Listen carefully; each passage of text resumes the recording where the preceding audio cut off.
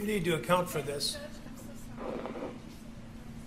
Your Honor, I don't want to jury here. He's commenting on my client's right to remain silent.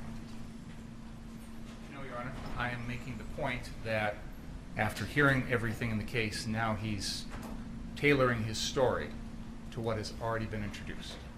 The problem is, this is a grave constitutional violation for you to talk about the defendant's silence.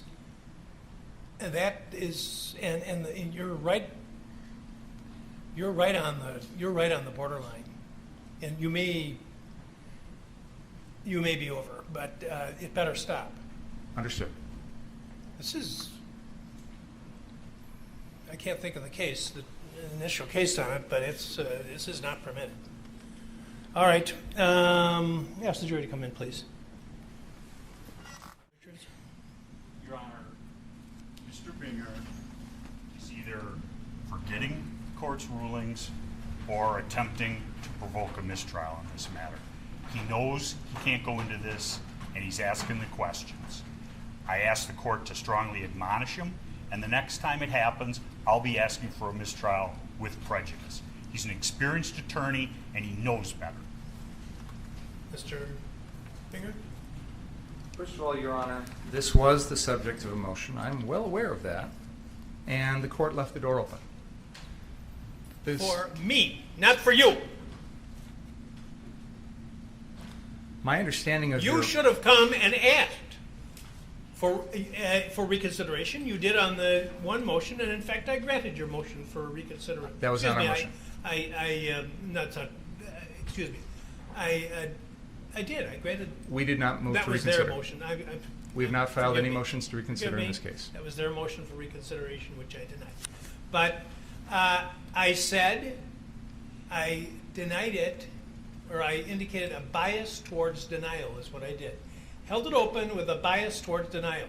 Why would you think that that made it okay for you, without any advance notice, to bring this matter before the jury? I was astonished when you began your examination by commenting on the defendant's post-arrest silence.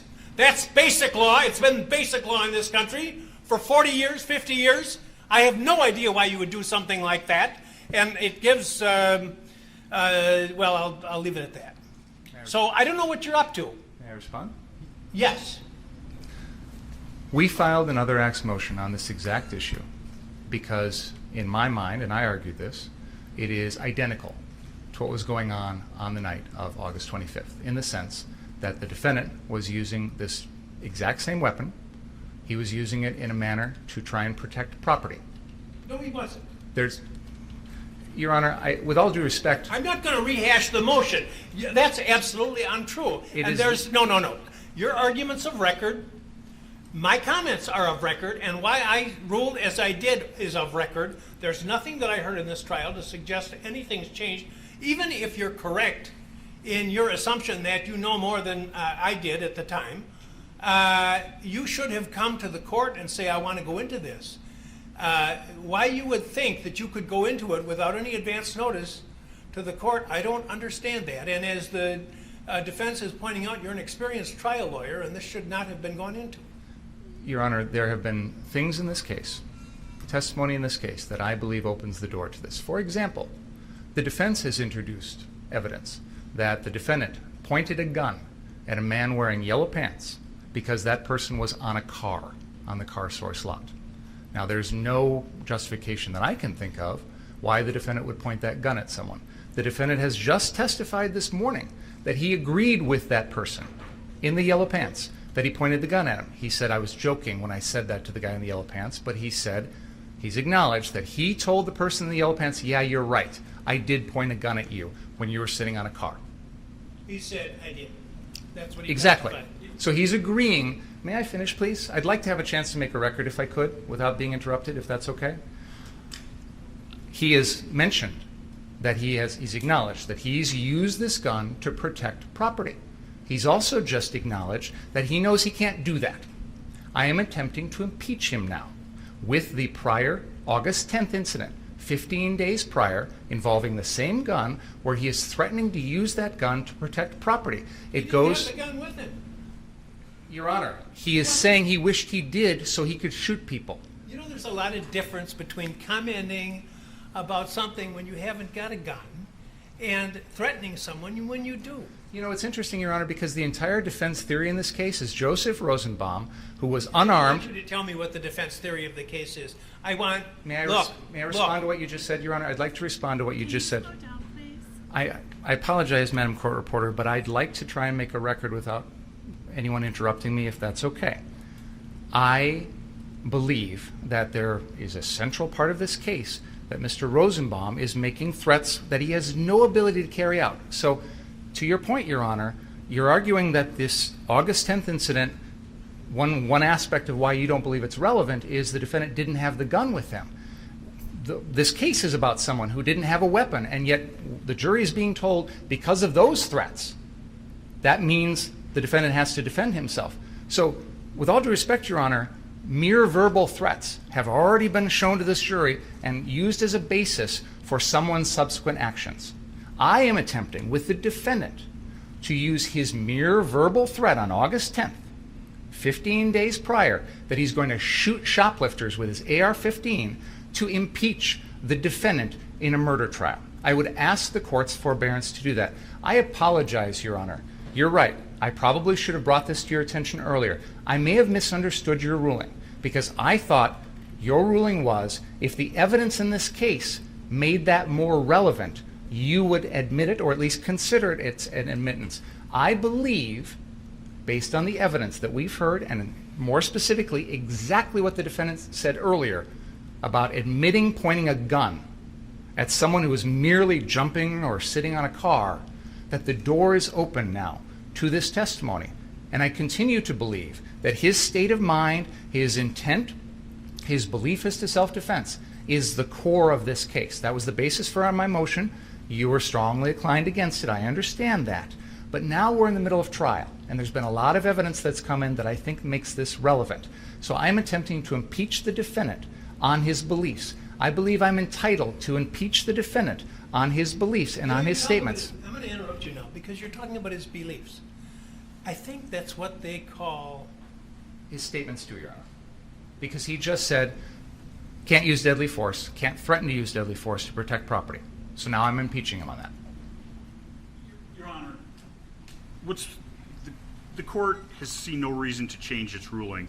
And just so this record is clear, in spite of the lengthy statement by Mr. Binger, before we started today, the court specifically stated in Mr. Binger's presence, there's been nothing to have me change any of my rulings. There have been numerous occasions during this trial where they've opened the door. The one time when they're going into Mr. Rosenbaum's prior, the reason he doesn't like guns, and I said something, I whispered in Mr. Krause's ear, it's because of the prior convictions. Please stop, and he did. He knows if you're going to go into something that's been excluded in a pretrial order, you better ask the court, you better get permission. This is ridiculous.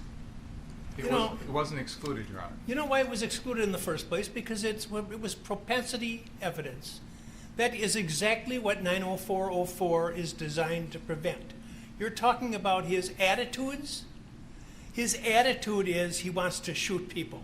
Now, I've admitted that kind of evidence in other trials when it's been appropriate. I didn't admit it in this case because, to me, what I've heard in this trial, and by the way, Mr. Richards absolutely correctly points out that just hours ago, I said I had heard nothing in this trial to change any of my rulings. So why? Testimony, Your Honor. Pardon me? That was before the Don't defense testimony. get brazen with me. You knew very well. You know very well that an attorney can't go into these types of areas when the judge has already ruled without asking outside the presence of the jury to do so. So don't give me that. That's number one. Number two, this is propensity evidence.